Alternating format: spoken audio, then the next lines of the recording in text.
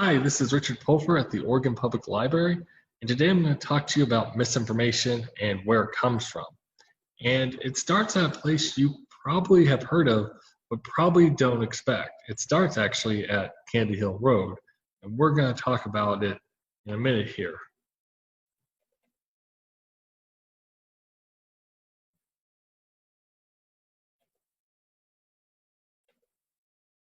So you've probably heard of the ghost of Candy Hill Road. She's a beautiful young woman walking down the grassy slopes of Candy Hill Road.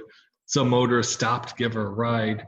Sometimes she even makes it into their car, but by all accounts, she vanishes before she reaches the site of the grisly car accident that claimed her life all those years ago.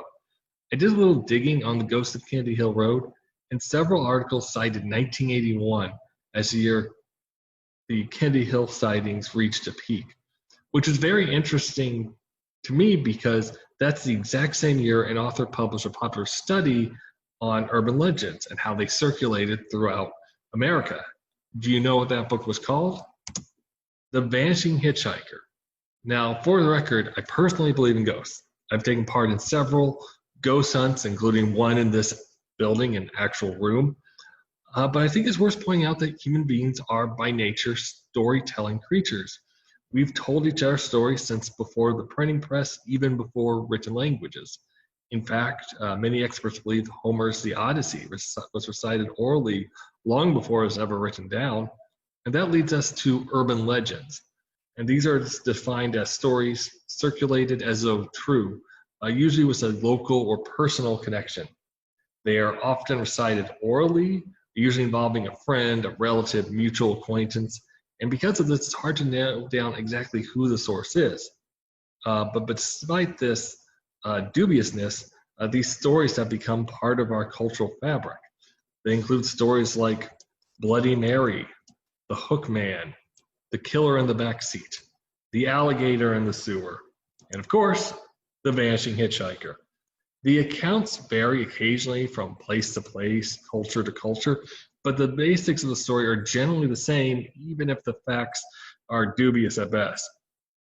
And that brings us to 1994, when David and Barbara Mickelson founded the Urban Legend Reference Pages.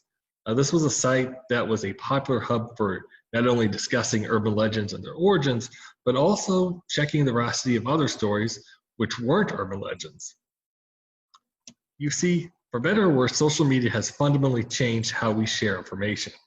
Overnight, we can share stories, memes, articles, and videos with just a push of a button on our phone. This changed how information, accurate or not, is being spread, making sites like the ones owned by the Mickelsons that much more critical.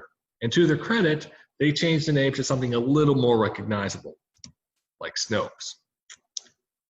While urban legends are usually involving phantom prom dates or exotic pets in the sewers, misinformation is when accurate or mistaken information is being circulated as true across the internet. And some of this misinformation can actually be pretty funny, like this story. But occasionally it can be fairly destructive. And nowhere is this more clear than in a pandemic. That's why it's important to fact check before you post. There's a ton of sites out there like Snopes, Truth or Fiction, factcheck.org, PolitiFact. I'm going to include a very extensive list in the comment section. But I recommend checking through at least one of these when you sit down to read the news online, maybe once a week or once a day. And just even if you don't post a lot of news online, make sure you haven't been duped. Check these sites, because I'm guilty of this, where I see something on Facebook and I assume it's true, and then see it pop up on Snopes a couple days later, and it's not. It's after it's been checked by experts. So these are some of the best practices to make sure you're getting the most accurate information. And that's it for this video. Hopefully we'll have some more information literacy videos soon. Until then, take care and stay safe.